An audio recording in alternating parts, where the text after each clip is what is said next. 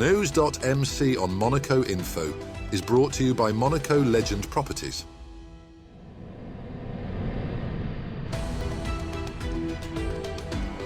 Bringing you news on Monaco's economy, culture, sports and more.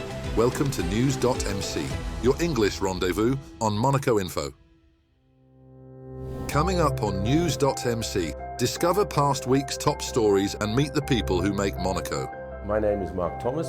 I'm in charge of international clients at Balkin Frank in Monaco, and you're watching NEWS.MC on Monaco Info. What's been making headline in the past week? His Serene Highness Prince Albert attended the 34th International Conference of the Red Cross and Red Crescent in Geneva, representing the Monaco Red Cross as the sovereign continues to place people at the heart of his actions. The conference, held under the theme Managing Uncertainty and Strengthening Humanity, united leaders from 191 national societies to address humanitarian challenges amid global conflicts, climate change and health crises. This year's gathering celebrates the 75th anniversary of the Geneva Conventions and emphasizes protections for humanitarian workers. The Monaco Red Cross, honouring 30 fallen volunteers, joins in advocating for safety and neutrality in aid efforts for vulnerable communities.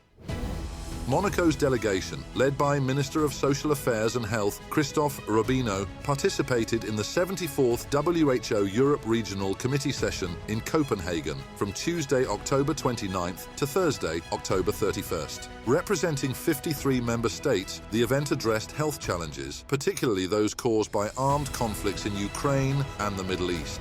Minister Robino emphasized Monaco's commitment to international humanitarian law and vaccine access in conflict zones. On Tuesday, November 5th, His Serene Highness Prince Albert visited Venanson and Marie in the Alpes-Maritimes to inaugurate heritage restoration projects funded by Monaco after the destruction caused by Storm Alex in 2020. In Marie, he unveiled a Grimaldi Historic Site of Monaco plaque and inaugurated the restored facade of the 16th century Saint-Pont Church, with Monaco contributing 40% of the €58,000 cost. In Venanson, he celebrated the completion of the Saint Michel Church bell tower restoration, fully funded by Monaco at €23,000. Monaco's delegation recently participated in the 16th Conference of the Parties at the Convention on Biological Diversity, held in Cali, Colombia, until Friday, November 1st. Led by officials from Monaco's Department of External Relations and the Directorate of the Environment, the delegation reaffirmed Monaco's commitment to the Kunming-Montreal Global Biodiversity Framework aimed at reversing biodiversity loss by 2030. Minister Marie-Pierre Gramalia highlighted Monaco's updated National Biodiversity Strategy and His Serene Highness Prince Albert's dedication to conservation. Monaco played a proactive role in global biodiversity protection and sustainable resource management efforts. On Thursday, November 7th, Monaco's Minister of State, Didier Guillaume, represented the Principality at the 5th European Political Community Summit in Budapest. Joined by over 40 European leaders, including top EU officials and representatives from NATO and the OSCE, the summit focused on Europe's security and economic stability, with special attention to migration. Minister Guillaume held bilateral discussions with leaders from Luxembourg, Croatia, Andorra and San Marino, highlighting Monaco's commitment to collaborative regional efforts. The summit emphasized Monaco's dedication to European unity, concluding with a press conference announcing the next meeting in Tirana, Albania in early 2025. On Friday, November 1st, Monaco launched its first ever nationwide lung cancer screening campaign as part of Tobacco-Free Month. Targeted at residents over 50s with social security coverage, the initiative aims to detect lung cancer early and raise awareness about smoking-related health risks. Free lung scans will be offered and invitations mailed to eligible participants. Health Minister Christophe Robino emphasized the importance of early detection in improving recovery outcomes. The campaign also promotes smoking cessation, offering free consultations through the Princess Grace Hospital while gathering data to enhance future prevention efforts. On Tuesday, November 7th, Princess Caroline attended the launch of Culture.MC, a new website dedicated to Monaco's cultural scene. presented by several key government officials, including the Interior Minister Lionel Beffrey and the Director of Cultural Affairs, Françoise Gamerdinger. The platform is designed as a centralised resource for residents, tourists and cultural professionals. Culture.MC offers an events calendar, online ticketing and a watch-listen section with videos, podcasts and reports. Additionally, it features areas focused on youth-oriented activities and heritage preservation. Accessible at www.culture.mc and on Instagram at Culture Monaco, the site aims to make Monaco's cultural offerings more accessible and engaging. On Tuesday, November 5th, AS Monaco clinched a crucial 1-0 Champions League victory over Bologna at the Renato Dall'Ara Stadium, thanks to Thilo Kehra's late goal in the 87th minute. This win, witnessed by President Dmitry Rybolovlev, breaks Bologna's unbeaten home record in European play and moves Monaco closer to a playoff spot. Third in their group with 10 points, Monaco aims to carry this momentum into their League One match against Strasbourg on Saturday, November 9th. Next up, our exclusive interview with the personalities making the Principality. My name is Mark Thomas. I'm in charge of international clients at Balkin Frank in Monaco. I'm originally from Wales, did my university studies at Loughborough University. I did politics and economics first, then I went to Cambridge University and I studied land economics, which is property. And alongside that, I was a professional international rugby player at that time. After about 8 years in London, I decided I needed a change and had the opportunity to come and play in the top 14 with Nice, Racing Club Nice. And I came down for 2 years thinking I'd go back to London, and Stefan Balkin's been a dear friend and I used to send him lots and lots of clients. And then I had a little technology business in America, and then I got fed up with that, came back, and he said, come on, let's work together. And we've been doing that for the last 5-6 years, and it's been a lot of fun. Thoroughly enjoy it. Seen a lot of change in the Monaco property market, and it's very, very exciting times here.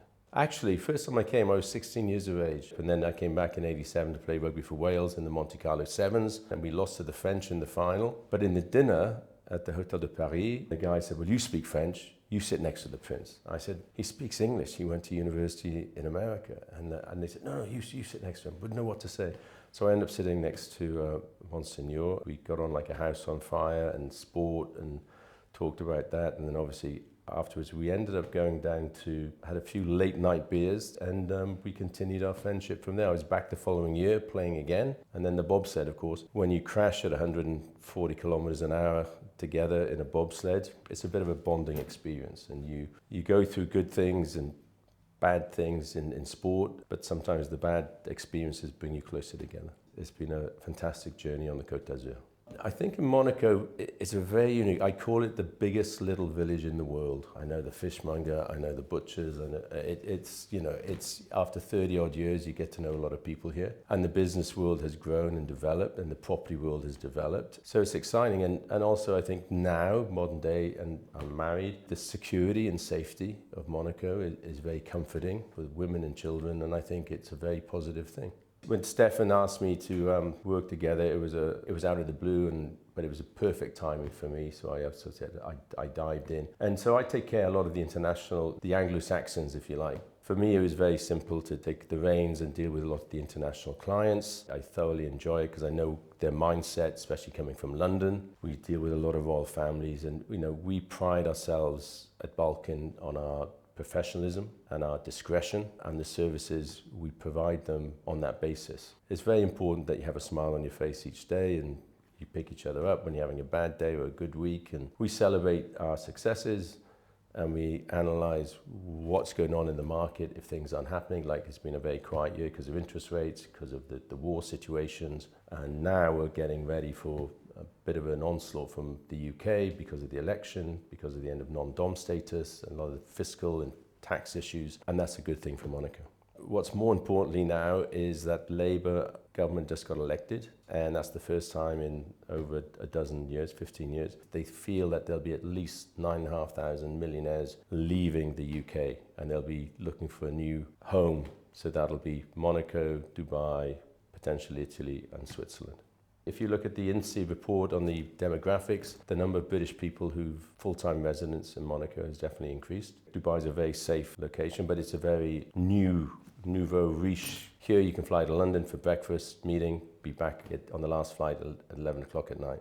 We feel very positive about the future in Monaco. Obviously, there is a constant undersupply and over-demand for quality units, and that's just not from the Brits. It's from Switzerland, it's from Germany, it's from Holland, it's from Scandinavia. The good thing with these that the rental market is so busy is that generally leads to more sales because people settle. And we have clients who say, "I just want to settle, get my carte séjour for a year, then I want to buy something. I want to settle in, find my feet," and that's what we advise our clients. They're fed up of buying and then I'm going to develop for 6 months and then I've got to rent something. They just want to move into something which is really well done.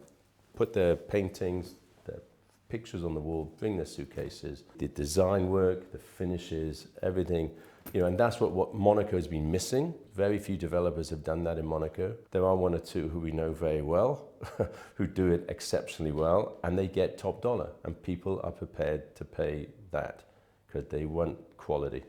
Within the industry, everybody knows who probably the top 6 to 10 agencies are, who are the preferred people to work with for discretion purposes, professionalism and international reach. For example, with Balkin now we are Knight Frank, and Knight Frank is the biggest privately owned real estate group in the world. The trade-off for that is we have clients in Monaco who have properties all over the world. And so they come to us now, our clients, and say, "It's great. I got my property in New York or in Geneva or in Saint-Jean, in London, in Chelsea, can you help me?" And now we just plug it into our network and they get taken care of and they get the personal service which they've always had with us, and people are very happy with that. For us, it was a logical sort of wedding, and that's what we were engaged, and then we said, "Okay, when do we put the ring on the finger?" And we agreed on the date, and Stefan went through all the contracts and he was happy. Lo and behold, now on the door it says Balkin Knight Frank, Monaco, and we'll go from strength to strength. That's all for today. Thank you for watching News.MC, your English rendezvous on Monaco Info. Discover the full interview and more stories on our websites, News.MC and MonacoInfo.com. Next week, we will receive Guillaume Rose, General Manager of the Monaco Economic Board. This show is intended to provide a summary of the past week's top stories for the English-speaking audience. For daily and real-time news updates in English, please visit News.MC and subscribe to our free daily newsletter. For French news, visit MonacoInfo.com. This show was brought to you by Monaco Legend Properties.